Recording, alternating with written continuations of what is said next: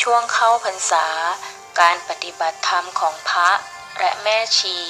ที่วัดนี้จะเคร่งครัดมากบางองค์เมื่อฉันเช้าเสร็จแล้วจะปฏิบัติธรรมอยู่ในกุฏิโดยไม่ออกมายุ่งเกี่ยวกับใครเลยจนตลอดพรรษาบางองค์ก็ตั้งสัตย์ไม่ฉันข้าวเป็นเวลา5 วัน10 วันและ20 วันบ้างก็ไม่พูดตลอดพรรษาซึ่งเป็นอุบายในการปฏิบัติธรรมของแต่ละองค์ทุกคนมุ่งปฏิบัติธรรมอยู่ที่กุฏิของตนฉันเริ่มเดินจงกรมไปตามความยาวของพื้นในเวลากลางคืนฉันใช้ระเบียงหน้าห้องเป็นที่เดินจงกรมโดยจุดเทียนไว้1 เล่มเวลาเดินจะเห็นเงาตัวเองทอดไปตามความยาวของระเบียงแต่ฉันก็ไม่ได้สนใจ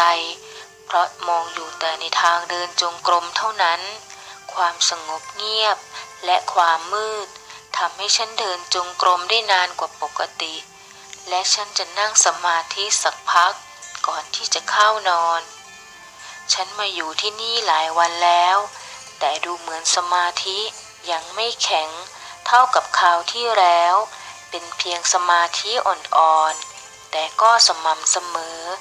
ฉันนำหนังสืออสุภกรรมฐานขึ้นมาอ่านแล้วพิจารณาตามลักษณะของศพทั้ง9 ลักษณะซึ่งฉันไม่รู้สึกกลัวหรือขยะแขยงแต่อย่างใดคงอ่านไปเรื่อยๆและพิจารณาตามคำบรรยายไปด้วยการปฏิบัติธรรมของฉันยังคงเป็นไปแบบเรื่อยๆเนื่องจากฉันถนัดในการเดินจงกรมมากกว่าการนั่งสมาธิและชอบพิจารณาธรรมะตามธรรมชาติมากกว่าบังคับหรือฝืนใจหากฉันอึดอัดหรือเบื่อหน่ายฉันก็จะเลิกไปทำอย่างอื่นแทนโดยมีสติระลึกรู้ตัวทั่วพร้อมคือมีสัมปชัญญะด้วยตอนบ่ายมีการเผาศพที่หน้าวัดเป็นการเผาสดๆโดยไม่มีเตาเผาฉันจะไปดูหรือไม่ฉันคิด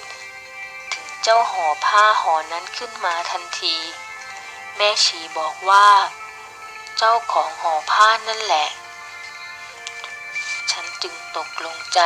จะไปดูฉันเดินตามแม่ชีออกไปที่ข้างกำแพงวัดและเห็นควันไฟมาแต่ไกลที่เผาศพก่อด้วยอิฐเป็นแนวสูงขึ้นจากพื้นดินประมาณครึ่งเมตรมี2 ด้านยาวประมาณ1 เมตรเปิดหัวท้ายสำหรับใส่ปืนเปลวไฟกำลังลุกโชนมองเห็นแขนขาและกะโหลกศีรษะกำลังถูกไฟเผาไหม้แม่ชีพาฉันเดินเข้าไปดูใกล้ๆจนรู้สึกถึงไอร้อนเผาๆที่ปลิวมากระทบเสียงลูกไฟปะทุฉันมองร่างที่กำลังเผาไฟอยู่ด้วยจิตที่แน่วนิ่งความตายเป็นอย่างนี้เองส่วนที่กำลังเผาไหม้ดูเหมือนจะมีน้ำมันปนอยู่จึงมีน้ำมันเยิ้มละลายปนออกมาเป็นเปลวคล้ายกับไขของเทียนที่กำลังเผาไหม้อีกไม่นานฉันคงจะเป็นเช่นนี้ฉันมองดูร่างนั้นเหมือนกับเป็นร่างกายของตนเองที่กำลังเผาไหม้อยู่คงเหมือนกับปูเสฉวนที่มองดูเปลือกหอยซึ่งมันเคยอาศัยอยู่กำลังจะถูกทำลายไปเพื่อที่จะไปหาเปลือกอันใหญ่ที่แข็งแรงกว่าคืนนั้นฉันเดินจงกรมได้นานกว่า3 ชั่วโมงโดยพิจารณาซากศพที่เผาไหม้ในตอนบ่ายมองเห็นภาพเชิงซ้อนของกายและใจที่ถึงเวลาจะต้องแยกออกจากกันเพื่อเปลี่ยนภพเปลี่ยนชาติร่างกายที่ไม่มีวิญญาณคงเป็นเหมือนซากไม้ที่ไม่มีชีวิตซึ่งต้องผุกร่อนไปตามกาลเวลาหากใจได้รับการฝึกฝนมาอย่างดีแล้วก็จะไม่ไปยึดถือให้เกิดทุกข์ยินยอมไปตามแรงบุญแรงบาป ที่ตนก่อเอาไว้ฉันนอนพิจารณาถึงความตายตลอดทั้งคืนเพื่อที่จะทำใจให้ได้เมื่อถึงเวลาที่จะต้องละทิ้งกายไปใจจะไม่ไปยึดเหนี่ยวให้เกิดทุกข์จนกระทั่งถึงเช้าหลังฉันเช้าเสร็จฉันจึงชวนแม่ชีสุดใจออกไปดูซากศพนั้นฉันเดินไปดูใกล้ๆกับที่เผาศพก็แลเห็นกองเท่าฐานเหลืออยู่เพียงกองเดียวนี่เองคนเราเมื่อตายแล้วก็เป็นเพียงเท่าฐานกองเดียวเท่านั้นเองเป็นอนัตตาไม่มีตัวตนความตายเป็นอย่างนี้นี่เองลมเย็นๆพัดมาวูบหนึ่งละอองเท่าฐานปลิวขึ้นมาจากที่เผาศพแล้วจางหายไปในอากาศ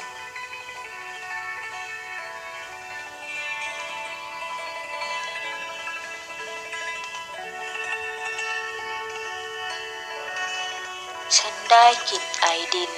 ผสมกับความสดชื่นของบรรยากาศรอบข้างทำให้รู้สึกว่าถ้าอยู่ที่นี่นานๆฉันคงจะมีชีวิตยืนยาวต่อไปอีกเพราะไม่มีสภาพแวดล้อมที่เป็นพิษเลย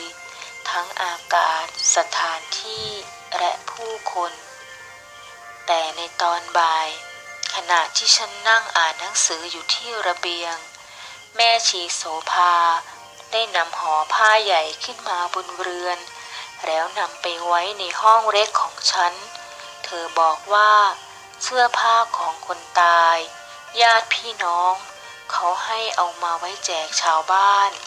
ฉันมองห่อผ้านั้นด้วยความรู้สึกแปลกๆแล้วก็อ่านหนังสือต่อไปจนถึงเวลากลางคืนหลังจากเดินจงกรมเสร็จแล้ว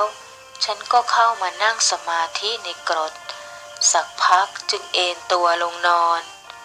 ได้กลิ่นสาบออกจากห่อผ้าซึ่งวางอยู่ไม่ไกลจากที่นอนของฉันเท่าไรนักฉันมองออกไปข้างนอกหน้าต่างเหมือนกับจะไม่สนใจแต่แท้จริงแล้วฉันเริ่มมีความกลัวนึกไปถึงเจ้าของผ้าห่อนั้นฉันเหลียวกลับมามองเจ้าผ้าห่อนั้นอีกครั้งหนึ่ง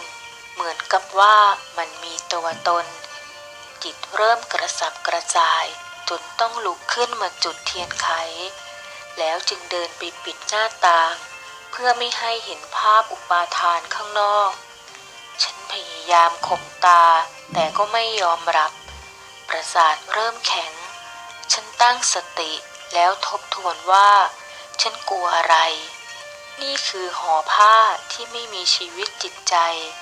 แล้วฉันเองก็ไม่เคยเห็นหน้าเจ้าของห่อผ้านี้ด้วยทำไมจึงต้องกลัวความคิดวกวนอยู่ตรงนั้นเหงื่อค่อยๆซึมออกมีปัญหาต่อสู้กับความกลัวจนกระทั่งถึงรุ่งสางจึงได้สติเหมือนกับเห็นสว่างวาบเข้ามาในใจความกลัวเกิดจากความไม่รู้นั่นเองฉันกลัวก็เพราะจิตมันหลอกตัวเองจริงๆแล้วไม่มีอะไรเลยอุปาทานทำให้คิดไปได้สารพัดจบเรื่องทำเพื่อชีวิต